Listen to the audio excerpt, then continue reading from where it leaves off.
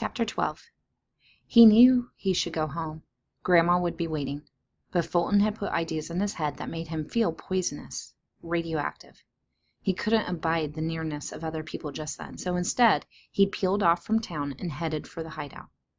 One of the benefits of growing up in a small town in the middle of nowhere that had seen its best days decades ago, Jas had learned, was that there was a lot of abandoned property to be taken advantage of. This was, he admitted, something he learned from Billy. After all, Billy had killed 2 natives of Lobo's Nod and managed to stay out of G. Williams' sights for 6 months before the sheriff finally added up the right columns and arrived at the inescapable conclusions that led him to the Dent house. Billy was no stranger to the lost byways and forgotten vistas of the Nod, and he taught his son their importance. Jas had stumbled upon the hideout, an old ramshackle moonshining hut from the looks of it, 80 years old if it was a year earlier. Through good fortune, it sat in a copse of neglected spruce and pine, so it was hidden year-round, even though it wasn't more than 1/4 of a mile from the nearest road. It struck him as a good place to be alone and to think. So he'd made some desultory repairs and declared it his own private hideaway. Since he didn't have a cell phone, it was as isolated as he could get without hitching a dog sled and making for the North Pole. About 6 months ago, he'd come to the frightening realization that this was pretty much textbook serial killer behavior. Lesson 1. Find a run-down old shack out in the woods where you can plan your crimes and bring your victims without anyone knowing. So he told Connie about it, and she occasionally joined him there, which made him feel a little less Billy. He made a beeline for it now, needing to be alone. Inside, he didn't bother to turn on the lanterns or even to pull back the makeshift window blind, preferring instead to sit in the dark. The hideout wasn't any bigger than 10 feet to a side, its walls rough stone tarred over in an effort to keep out the rain and the bugs. Jas had hauled in a pair of old bar stools and a beanbag chair last summer, and now he flopped down on the latter. He flipped open his wallet, flipped past the picture of Connie, past the photo from the school carnival last month, Howie draping his mile-long arms over Connie's and Jas's shoulders. They all smiled at the camera, and it shocked Jas every time he saw himself happy. The only picture in the wallet was of his mother. Yeah, Mr. Fulton. Yeah, I've lost someone. Yeah, I've cared. This was the original. The one on his bedroom wall in the 83rd position was a blown-up copy. After Mom had gone away, disappeared, vanished, been murdered, Billy had ransacked the house, gathering up every trace of her and burning it all in a massive bonfire. This picture, which Jas had kept tucked under his pillow as a child, had survived. It was all he had. Sociopaths don't care about anyone but themselves, or so the literature says. So if he cared about his mother, or her memory at least, and if he cared about Connie and Howie, then didn't that mean... But no, it wasn't that simple. Sociopaths could have pets and treat them quite well. They could even be married and carry on a facsimile of an emotional relationship.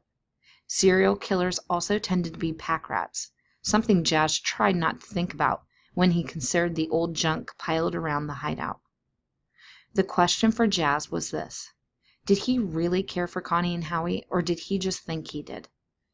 It was the oldest philosophical question in the book. How do I know that what I see as blue and what you see as blue are the same thing? Answer: we don't. We take it on faith. Would a true sociopath worry about things like this if the caring was real? And then worry about the worrying about it? He didn't have an answer, but he also knew that sociopaths worried about all kinds of things. Billy had been obsessed with keeping his lawn neatly trimmed, convinced that the entire town of Lobo's Nod was gossiping about him if the grass became at all unruly. Why the man who'd killed 124 innocents should care about small-town gossip, Jas didn't know. But that didn't stop Billy. Jas sat on the beanbag chair staring at the photo for more than an hour, time passing without his awareness. A sound outside made him jump up, just in time to see Connie inch open the door and peer in. "I thought you'd be here," she said. "Still angry?" he asked as she came in. "No," she hugged him. "Forgiven, but not forgotten. I don't forget anything, don't know how. He nodded. Fair enough. I just wanted to help the cops. I still think it's a serial killer. G. William is wrong, and more people are going to die. It's not your job to take care of that. It's his. Let him do it. What is that?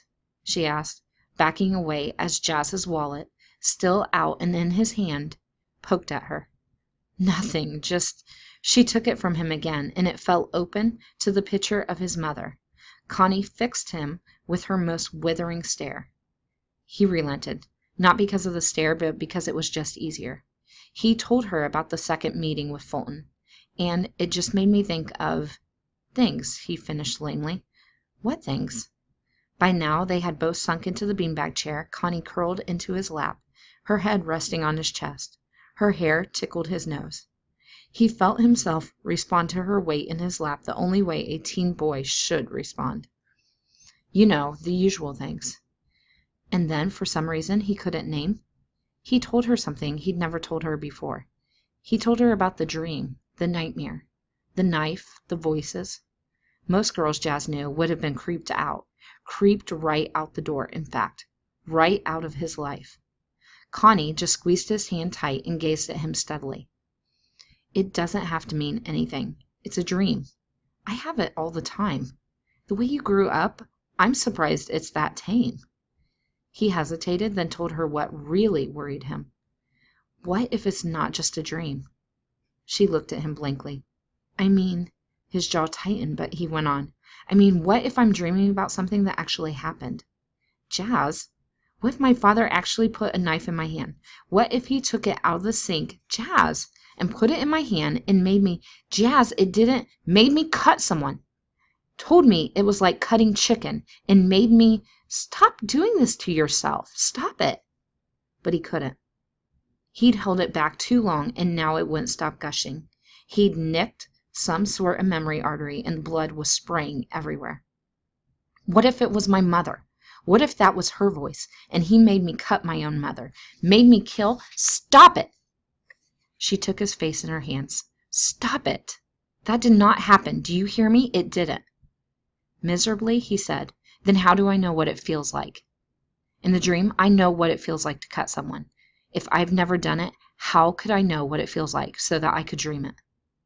Connie's eyes darted back and forth as she thought. Then she said, people dream about stuff they've never done all the time, like flying, or having sex with a supermodel, or driving a race car, or whatever. Maybe it's like the voice says. Maybe it's just like cutting chicken. You're just thinking of that, is all. It destroyed him to kill the hope in her eyes, but he said, I don't think that's it, Con. And if it's not, if you did cut someone? She kissed him suddenly, hard, savagely, as if her lips could drive out the demons. Jazz let himself be swept away by it. Connie was safe. She was safe. She wasn't like the other girls. She was safe because... If you did cut someone, she went on, it wasn't your fault. It wasn't because you wanted to. Someone made you. Billy made you. It wasn't your idea. You're not a psychopath. Sociopath. There's a difference. My apologies, Mon.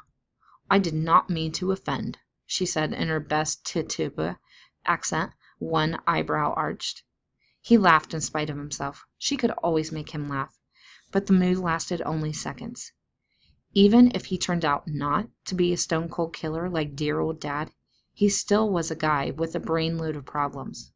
One day she would get tired of him, grow sick of those problems, and leave him. So what was the point in... She broke in as if she could read his mind. Did you think when we met that I didn't know who you were? Just because I was new in town? Did you think I had no clue? I knew who you were when we first met. I knew who you were with the first time we kissed. And it's not stopping me, and it's not going to stop me. She adjusted herself in his lap, grinding her butt into his groin in that special, pleasant, painful way only the right girl's butt can grind. Connie is safe. The more you obsess over things, the worse they get. Let it all out. Let it all go. She made magical fairy dust sprinkling gestures with her long, elegant fingers. It's not that easy. You know what you should do? Don't say it. You should go see your father. God, didn't I just say not to say it? She locked eyes with him. Listen to me. It's a good idea. That guy Fulton, he wants closure, right? You can't give it to him, but it's the right idea. And Billy can give you your closure for the things he made you do as a kid, the things you saw. Jas hadn't given her many details of exactly what life in the Dent house had been like, but he told her enough that she knew it wasn't hearts and flowers. Well, except for the occasional heart cut from a chest, and the kind of flowers you send to funerals. He dumped her off his lap as gently as he could. He'd already gone numb enough that he wasn't even hard anymore. You don't get it, he said, walking to the hideout's only window. There was no glass, just a sheet of scratched-up, milky-fogged plastic Jas had staple-gunned in place. He squinted, peering through it as best he could at the trees beyond that sheltered this little oasis from the rest of the world. Billy doesn't give closure. That's not his thing. He only started doling out details about his victims because his lawyers convinced him that was the only way to avoid the death penalty, and there's nothing more important in this world to Billy Dent than, well, Billy Dent. He's not taking a lethal injection for anyone, but he's not going to apologize to me for what he did or anything like that. He isn't wired that way. He doesn't have to apologize. She came up behind him and wrapped her arms around him. Just telling him how he's affected you? No way. Jas shivered at the thought of it. The last thing you want in this world is to show weakness to him. Never. I can never go see him. Just doing it would give him the upper hand. You show any weakness to a serial killer and they live inside you after that. He's already living inside you, she whispered in a tone of regret, because you can't let go. Let go? He exploded, spinning around. Connie jumped back. Let go? He killed my mother! You don't know that. Not for sure. Oh, I know it. One day she was there. The next day, poof, gone. And all of her stuff, gone. Pictures, gone. Like she never existed. He erased her, Con. Like she was a mistake on a notepad. That's all she was to him. Poof. They would have found nothing, he spat. Trust me on that one. There are ways to make a body disappear for good, and Billy knows them. It usually takes a while, but if you have the time, you can do it. With Mom, he would have had the time. She had no family, no one to miss her, other than Billy. Billy, he said one last time, then turned to the window again, punching it with all his strength before he realized what he was doing. The plastic and his staple gun work held. His knuckles complained in the throbbing tempo that traveled up his arm. You're angry, Connie said quietly.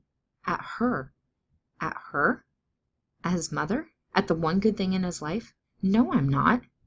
Yeah, you are, she said confidently. You're angry at your mother because she left you. She was murdered. That's still leaving you. He laughed, the sound bitter to his ears.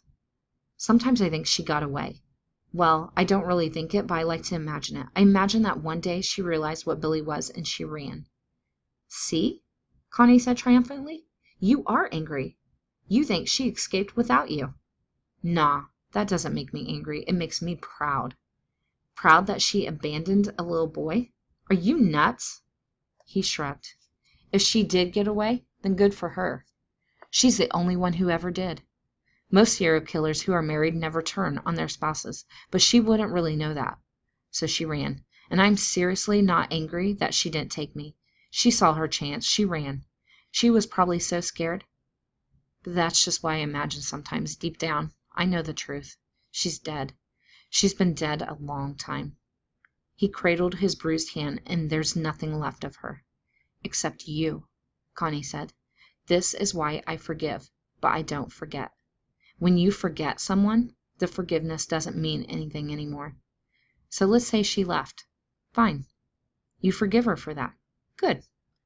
But you'll never, ever forget her.